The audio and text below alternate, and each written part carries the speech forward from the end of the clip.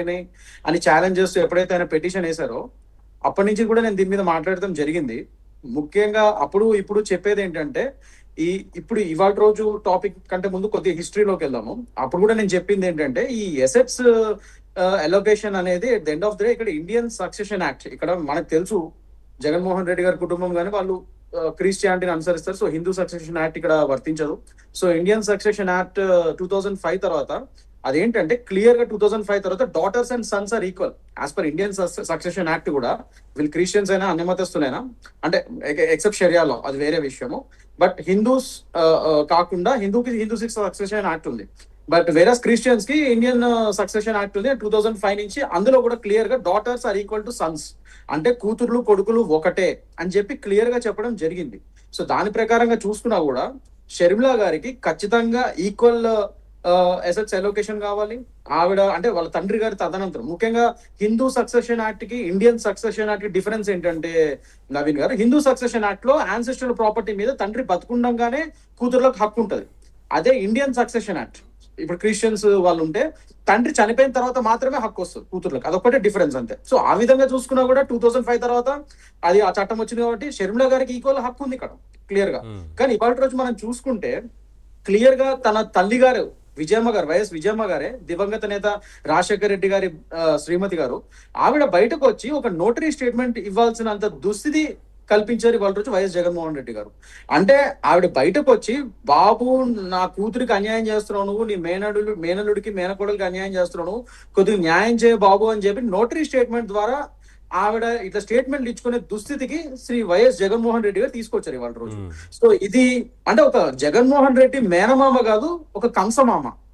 అంటే మనం మహాభారతంలో చూసాం కంసుడు ఏ విధంగా కృష్ణుడిని కష్టాలు పెట్టాడో ఆ టైప్ లో అంతకంటే ఎక్కువగా ఒక మేనమామ కాదు, ఒక కంసమామ, ఒక రాక్షస మామ అన్నట్టుగా ఇవాళ రోజు ఆయన వ్యవహారం కానీ ఆయన శైలి కానీ ఉంది అని చెప్పి జనాలు అనుకుంటారు. నేను అనేది కాదు నవీన్ గారు, జనాలు ఆంధ్ర ప్రజానికం కానీ ఇతర ప్రజలు కానీ అనుకుంటారు అసలు ఏంటిది అని చెప్పి. ఎందుకంటే ఇందాక మిత్రులు వంశీ గారు అన్నట్టు it's clearly family dispute.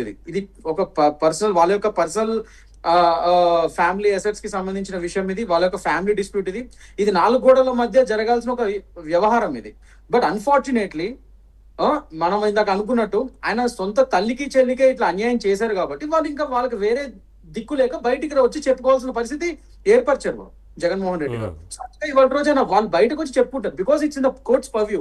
Already ఎన్సీఎల్టీలో ఒక విధంగా చెప్పాలంటే ఎన్సీఎల్టీలో ఏంటంటే ఇక్కడ నేను ఇందాక హిస్టరీకి వెళ్తే మళ్ళీ ఎన్సీఎల్టీలో ఏమైందంటే వీళ్ళు ఏదైతే గిఫ్ట్ డీడ్ ఇచ్చారో జగన్మోహన్ రెడ్డి గారు షర్మిలా గారికి, ఆ గిఫ్ట్ డీడ్ అన్రిజిస్టర్డ్ కాబట్టి సో దాని ప్రతిపాదిక మీద అట్ ద సేమ్ టైం ఈ కంపెనీ షేర్స్ గిఫ్ట్ డీడ్ ఇదంతా. సో కంపెనీ షేర్స్ ఏదైతున్నాయో అది already ED attachment. Already Jaganmohan Reddy గారి మీద మనకు తెలుసు prevention of money laundering act కింద ఈడీ కేసులు ఉన్నాయి అండ్ సిబిఐ కేసులు కూడా ఉన్నాయి క్విక్ ప్రోక్యో కింద. ఆ 2 అటాచ్మెంట్స్ లో ఉన్నాయి ఆ షేర్లు. సో అలాంటప్పుడు జగన్మోహన్ రెడ్డి గారు ఎగ్జిక్యూట్ చేసిన అంటే అన్రిజిస్టర్డ్ గిఫ్ట్ డీడ్, అది వేరే విషయము, అసలు చెల్లుబాటు కాదు. ఆ గిఫ్ట్ డీడ్ కాస్త షర్మిలా గారికి ఇచ్చారు. సో షర్మిలా గారు అండ్ విజయమ్మ గారేమో ట్రస్టీ, అందులో ఆవిడ ద్వారా షేర్ ట్రాన్స్ఫర్ చేశారు. సో కానీ జగన్ గారి ప్రమేయం లేకుండా వాళ్ళది ఈ లోపల మనకు తెలుసు షర్మిలా గారు సొంత పార్టీ పెట్టారు, దాని తర్వాత కాంగ్రెస్ లో విలీనం చేసుకున్నారు, అదంతా వేరే స్టోరీ. అది 2021 లో ఇదంతా అయింది ఆయన గిఫ్ట్ డీడ్ చేయడం. సో ఆవిడ సొంత కుంపటి పెట్టుకునేసరికి ఈయనకు మింగుడు పడక ఆ గిఫ్ట్ డీడ్ ని రివోక్ చేస్తూ ఇది చెల్లదు, ఈ గిఫ్ట్ డీడ్ నేను వాపస్ తీసుకుంటాను అన్నాడు. సో కానీ అయినా కూడా ఆ షేర్ ట్రాన్స్ఫర్ ఏ విధంగా అది వేరే విషయం. సరస్వతి ఇండస్ట్రీస్ లో వేరే పద్ధతిలో వాళ్ళు మార్చేసుకున్నారు షర్మిలా గారు అండ్ విజయమ్మ గారు. సో ఇదంతా దీన్ని ఛాలెంజ్ చేస్తే ఆయన ఎన్సీఎల్టీకి వెళ్ళాడు. ఎన్సీఎల్టీ క్లియర్ గా అసలు ఆల్రెడీ ఈడీ అటాచ్మెంట్ ఉన్న షేర్లనే అసలు ఫస్ట్ ఆల్ ఈ ట్రాన్స్ఫర్లు ఇవన్నీ చెల్లుబాటు కాదు. సో ఇది అసలు ఈ గిఫ్ట్ డీడ్ కూడా అన్రిజిస్టర్డ్ కాబట్టి ఇది అసలు చెల్లుబాటు కాదని ఎన్సీఎల్టీ చెప్పింది. సో అక్కడ కొద్దిగా జగన్మోహన్ రెడ్డికి లైట్ ఊరట వచ్చింది. దానికే జగన్మోహన్ రెడ్డి ఏదో పెద్ద విన్ అయిపోయినట్టు వాళ్ళ కార్యకర్తలు సంబరాలు చెప్పుకున్నారు. అది అక్కడ జగన్మోహన్ రెడ్డి విన్ కాదు, అది యాక్చువల్లీ అసలు గిఫ్ట్ డీడే చెల్లుబాటు కాదని చెప్పింది అంటే ఎన్సీఎల్టీ. అండ్ లా తెలిసిన మాలాంటి వాళ్ళకి అడ్వకేట్స్ క్లియర్ గా తెలుస్తుంది దాని గురించి. సో అది చెప్తున్నా. సో ఎన్సీఎల్టీ క్లియర్ గా అసలు ఈ గిఫ్ట్ డీడ్ లేదు, అది లేదు, ఆస్తి ఆల్ది కాదు, ఇది కాదు, ప్రస్తుతానికి ఈ ట్రాన్స్ఫర్ ఎవరికి చెల్లుబాటు కాదు, అసలు ఈ గిఫ్ట్ డీడే పనికిరాదని చెప్పింది ఎన్సీఎల్టీ.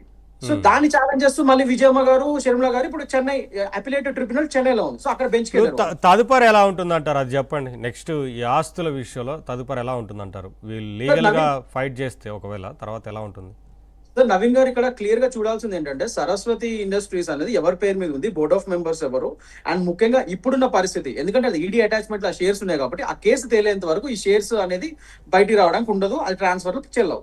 ఇక్కడ 2 విధానాలు ఉన్నాయి. ఒకటి గిఫ్ట్ డీడ్ అనేది రివోకబుల్.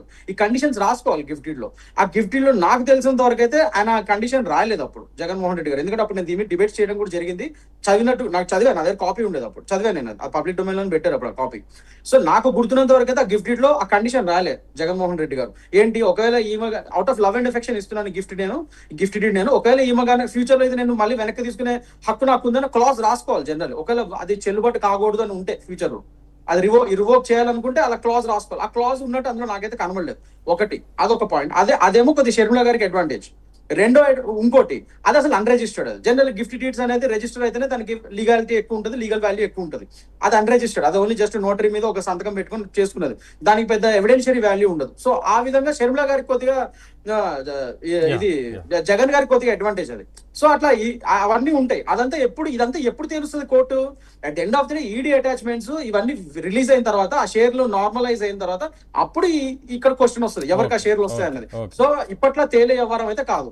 ఇప్పుడు విజయమ్మ గారు ఇచ్చిన స్టేట్మెంట్ ప్రకారంగా అయితే ఇది వేరే ఆస్తులు, ఇది వాళ్ళకున్న ప్రైవేట్ ఆస్తులు, పర్సనల్ ఆస్తులు. ఆ లిస్ట్ మరి మనకు తెలియదు, మరి ఆ ఆస్తులు ఎలా సంపాదించారో కూడా మనకు ఐడియా లేదు. That is a different story. But ఆ ఆస్తుల మీద కూడా సరైన పంపకం జరగలేదని విజయమ్మ గారి వాదన. అందుకే ఆవిడ నోటరీ స్టేట్మెంట్ ఇచ్చారు. నోటరీ స్టేట్మెంట్ ఏంటి? ఈ స్టేట్మెంట్ నాదే, నా స్వహస్తాలతో, ఎవరి ఇన్ఫ్లుయెన్స్ లేకుండా నా స్వహస్తాలతో నేను సంతకం పెట్టి ఇష్యూ చేస్తున్న స్టేట్మెంట్ అని నోటరీ స్టేట్మెంట్ ఇచ్చారు.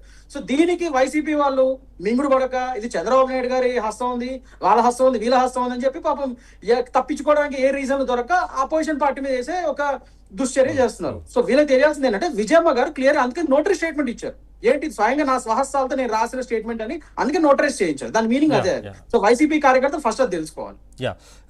అనిల్ కుమార్ గారు, జగన్మోహన్ రెడ్డి గారు జైల్లో ఉన్నప్పుడు ఇంతకుముందు మాట్లాడినట్టుగా ఆ